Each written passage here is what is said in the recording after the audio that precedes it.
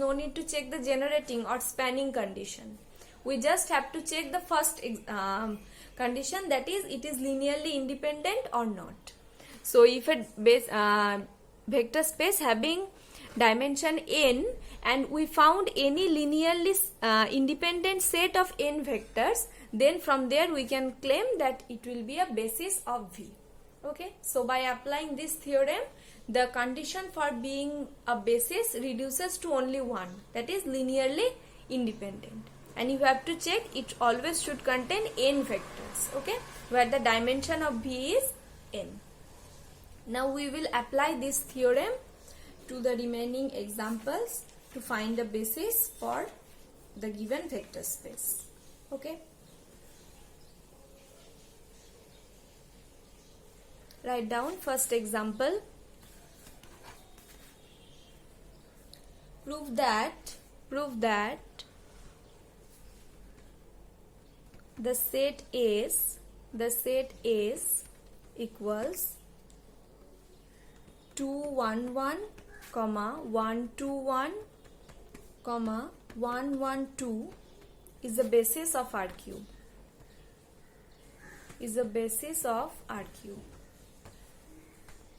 Prove that the set 2 1 1, 1 2 1, 1 1 2 is the basis of R cube.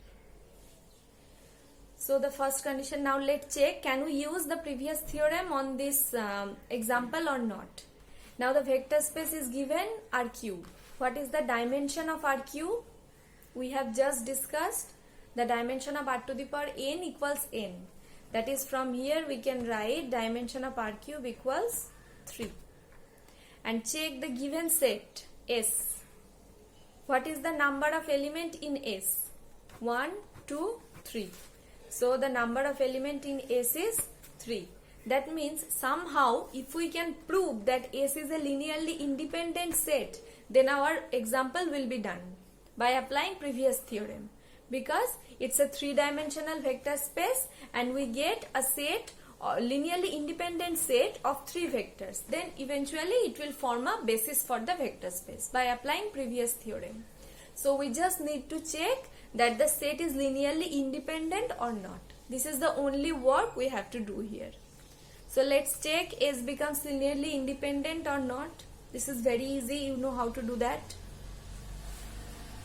C1 into the first vector plus C2 into the second vector plus C3 into the third vector equals theta. So by equating both sides, what will we get? We will get 2C1 plus C2 plus C3 equals 0. Then C1 plus 2C2 plus C3 equals 0. Then C1 plus C2 plus 2C3 equals 0. Now 3 equations and 3 unknowns. We just only have to know that this C1, C2, C3 has a non-zero solution or not. Obviously 0 is a solution. So we just need to know there exists any non-zero solution of these constants or not. So for that reason, what we will consider? We will consider the determinant, the coefficient determinant. It will be 2 1 1, 1 2 1, 1 1 2. Just compute its value.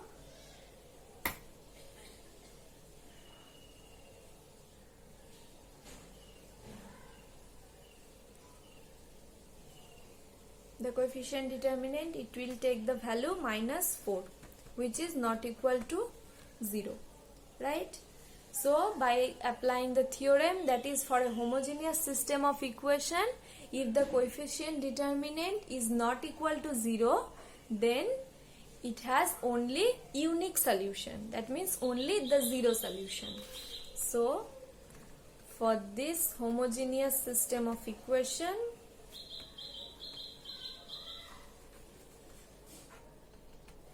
only 0 solution exists.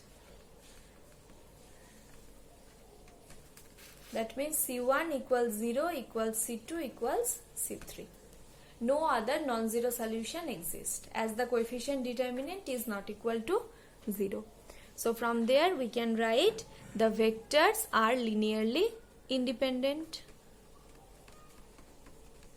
The vectors are linearly independent. Now we want to apply the previous theorem, that is, in a three-dimensional vector space, it is a linearly independent set of three vectors. Then it will form a basis. So the next line I am writing, as dimension of R cube equals 3 and S is a linearly independent set of three vectors. So this implies that S will form a basis of R cube.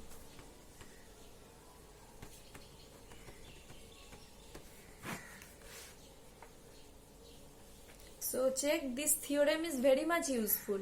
Otherwise we need to find that any vector of R cube, that is a comma b comma c, can be expressed as the linear combination of the vectors of capital S. That is, some taking c1 into first vector plus c2 plus c3. Then we need to consider three equations. We had to solve them to get the value of c1, c2, c3. Then we can claim this is a basis. That is the whole second condition, we need to prove that. But just by applying the previous theorem, from there writing by one line, we can get this result. So this theorem is very much useful. The most of the problems where these problems comes like this set is a basis of R cube or R square or R to the power 4, that is R to the power n type of terms. In most of the cases, the theorem can be useful. So this is a very important theorem. I'm giving you another example as homework, okay? Just exactly by the same procedure. Write down. Number 1. Show that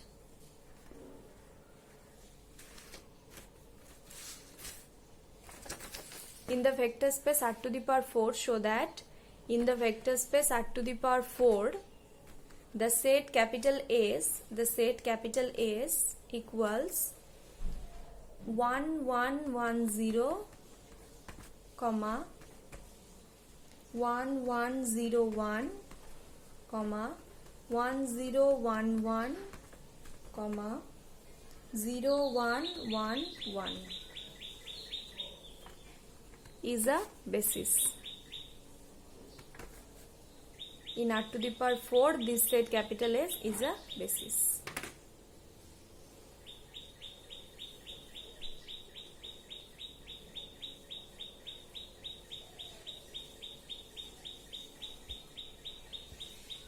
This is very easy. This is R to the power 4, that means dimension is 4 and the given set contains 4 elements. So we can apply this previous theorem if we can prove the set is linearly independent. So the only work to do in this example is to prove S is linearly independent. Okay, you know how to do this. This will be your homework. Moving to the next example. Let V be a real vector space. Let, example number 3 probably. Let V be a real vector space. V be a real vector space with alpha, beta, gamma as a basis. With alpha, beta, gamma as a basis. Then prove that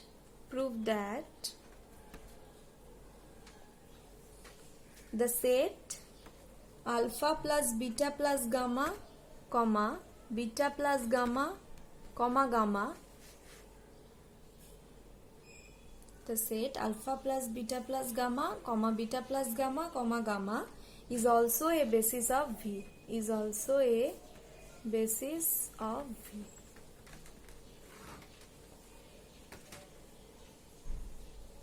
It is given, one basis is given here. By the help of this vector basis, we need to prove that this is also a basis of V. Now it is given, first check the first line. V is a real vector space with alpha, beta, gamma is a basis. That means from here, from the given condition, what we can write as alpha, beta, gamma is a basis. So from here we can write this set alpha, beta, gamma should be linearly independent. The number one thing we deduce from the first line, alpha, beta, gamma should be linearly independent. Otherwise it won't be a basis. And check, there is total 3 elements in the basis, right? Alpha, beta, gamma. So the dimension of V, should be 3. These 2 conditions we get from the given statement. Now we need to prove that this is a basis of V. This is another basis actually. There can be more than one basis always. So prove that this is a basis for V. For that reason, the first condition we need to prove this is linearly independent. So let's start to prove this is linearly independent. So considering the expression C1 into alpha plus beta plus gamma plus C2 into beta plus gamma plus C3 into the third vector, which is gamma, equals to theta. Okay. So from there, what we can write from the left hand side, we get that C1 alpha, if we consider only the coefficients of alpha, what will we get? C1 alpha plus, considering the coefficients of beta, so here one beta, here one beta, so we can write C1 plus C2 into beta. Next, for gamma, here it is, here and here, so plus C1 plus C2 plus C3 into gamma equals theta. Theta means 0, 0, 0. Okay. Now check, this is a constant, this is also a constant because sum of 2 constants, and this quantity is also a constant, sum of 3 constants. That means if we name it as D1, D2, D3, if we name it as D1, D2, D3, then what will we get? 1 minute.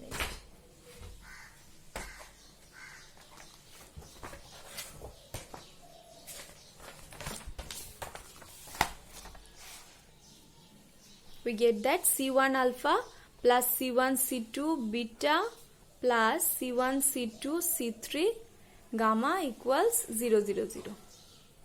Right. Now I am naming it as D1, as D2, and this quantity as D3. So it will become D1 alpha, D2 beta plus D3 gamma equals theta. But it is given that alpha, beta, gamma are linearly independent. As this is a basis, we deduce that it should be linearly independent. Now whenever it is linearly independent, these 3 constants should be equal to 0 by the condition of being linearly independent. So from here we can write D1 0, D2 0 and D3 equal to 0. That is C1 0, then C1 plus C2 0, then C1 plus C2 plus C3 equals 0. Now C1 equals 0, put it here, you will get C2 0, and put both of this from here, you will get C1 0, C2 0, so C3 equals 0. That is ultimately we get this equals 0, this equals 0 and this equals 0. So what is C1, C2, C3? That was in the constant in the expression, that C1 into the first vector alpha plus beta plus gamma plus C2 into the second vector beta plus gamma plus C3 into the third vector gamma equals 0. So from here we can write the set alpha plus beta plus gamma, comma beta plus gamma, comma gamma is linearly independent. Okay. Now the dimension of the vector space is 3. We deduce that, and it is a linearly independent set of 3 vectors in a 3-dimensional space. So this forms a basis, this is a basis. Just by applying the previous theorem, we get this is a basis. This proves the example.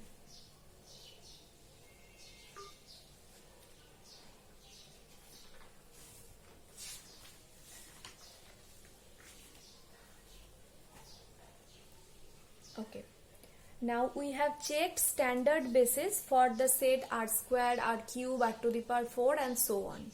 Now let's find some standard basis for another type of vector space. At first consider the vector space Rm cross n. Rm cross n. What does it mean? It means the space of all m by n matrices over real number field. This is denoted by Rm cross n, the space of all m by n matrices over R. Now we need to find its standard basis. Its standard basis will be the set E11, E12, dot dot Emn, where what is that E11, E12, Emn? Where Eij is an m by n matrix, having 1 in the ijth position,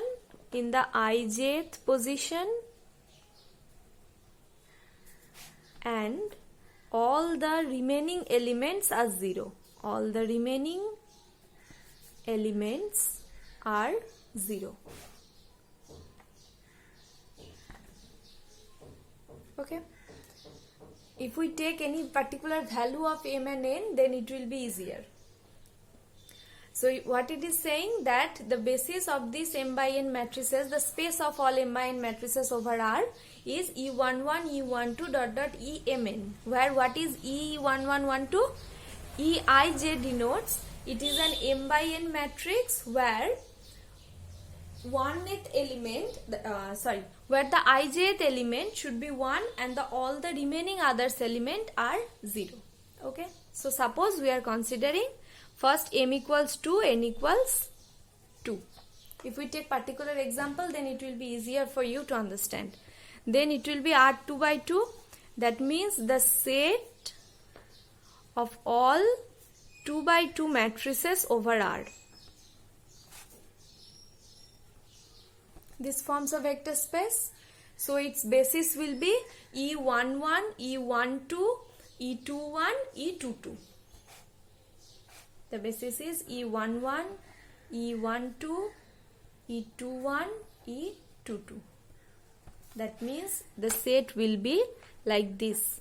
For the first element, the first position will be 1, all the remaining others will be 0. That is a 2 by 2 matrix whose first position is 1, all the remaining positions are 0. That is 1, 0, 0. Next element will be 0, 1, 0, 0. Third one will be 0, 0, 1, 0. And the next one will be 0, 0, 0, 1. Okay. So this will be a basis for the vector space R2 by 2. And what is the number of elements in this basis? It is 4. 4 equals 2 into 2. That means dimension of this basis will be 4. Or dimension of this vector space will be 4. Which is equals m into n. That is mn. So the dimension of Rm by n, it will be mn. That is 2 into 2, which is equals to 4. Similarly, if we can consider 3 by 3 matrices. Suppose m equals 3 and n equals 3. Then what will be the basis element and what will be the dimension? At first, from there we can find out the dimension. Dimension will be mn, that is 3 into 3, which is equals 9. And the elements will look like at first 1, 0, 0, 0, 0, 0, 0, 0, 0. Then 0, 1, 0, not comma, 0, 1, 0, then 0, 0, 0, 0, 0, 0. And so on, all the other elements, there will be total 9 elements. So this is how we find a basis for the vector space Rm by n.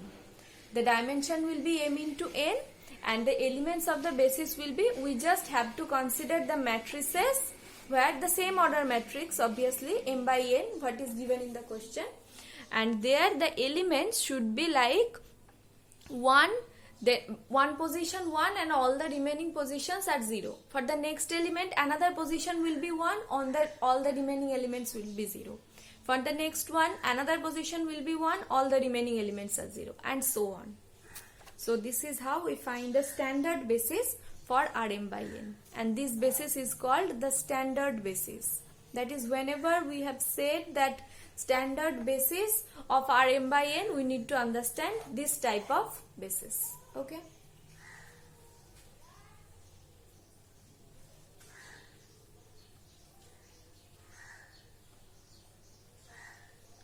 Next one, the vector space of all real polynomials.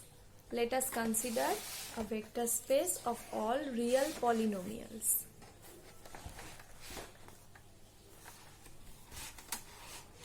Let V be the vector space of all real polynomials of degree less or equal to m, of degree less or equal to m.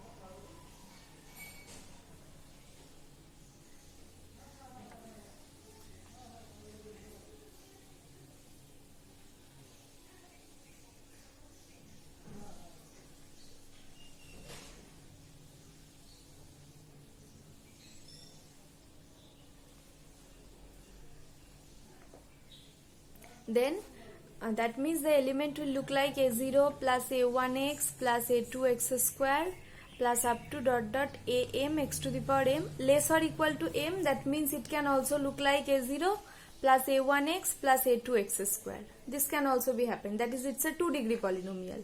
It's an m degree polynomial. Similarly, m minus 1, m minus 2 and so on. So the polynomials are look like this, and all are considering real polynomial. That means here the field of the vector space is R. Now what will be its basis? Its standard basis will be 1 x square dot dot x to the power m. This will be a standard basis for the vector space, this capital V, the set of all real polynomials of degree less or equal to m. And what will be its dimension? Obviously from this basis we can say its dimension will be, there are total m plus 1 elements, so dimension is m plus 1. Okay.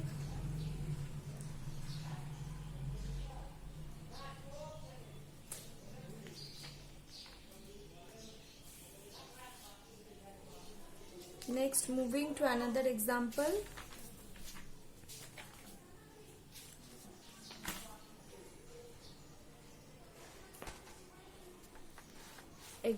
Next example, write down.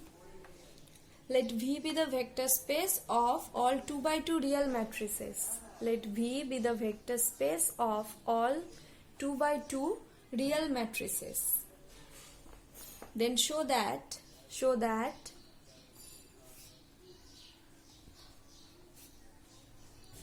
S is a basis of V. S is a basis of V. Show that S is a basis of V. How to show that? S equals to this one. 1 1 0 0 comma 0 0 1 1 comma 1 1 1 0 comma 0 1 1 1. This is our S. We have to prove this is the basis of the vector space R 2 by 2. That means we have to prove this is linearly independent and this set spans V. Now check V equals this R 2 by 2. Just by the previous example, what will be the dimension of V? It will be 2 into 2, that is 4.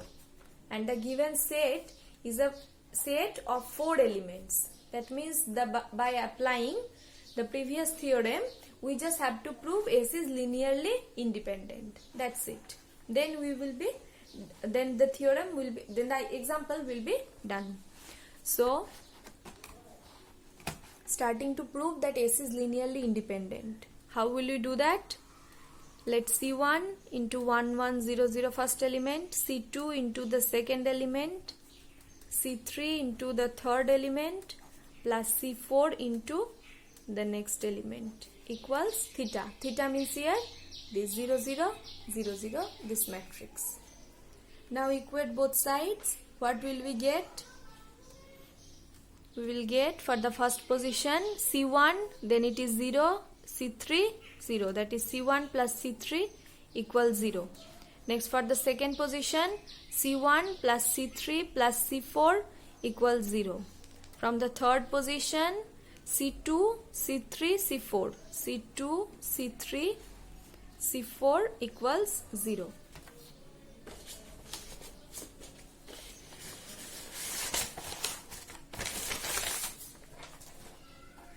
Next, for the fourth position, we will get C2 plus C4 equals 0. Now check these four conditions, four equations and four unknowns. From the first one, what we can write? C1 plus C3 equal to 0. If you put it in the second equation, what will you get? We will get C4 equals 0. Okay. Now put C4 equals 0 in the last equation. What will we get? C2 equals 0. Now if we put C2 equals 0 in this second equation, then C2 not in the second equation, third equation, put C2 equals 0, then C2 0, C4 0, that means C3 will also become 0.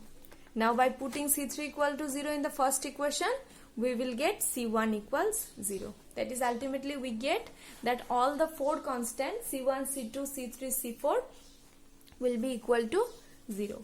So the set is linearly independent, and it is a linearly independent set of four vectors, in a four-dimensional space. That means it will form a basis. That means it will form a basis of the given set, given space. This proves the theorem. This proves the example, not the theorem.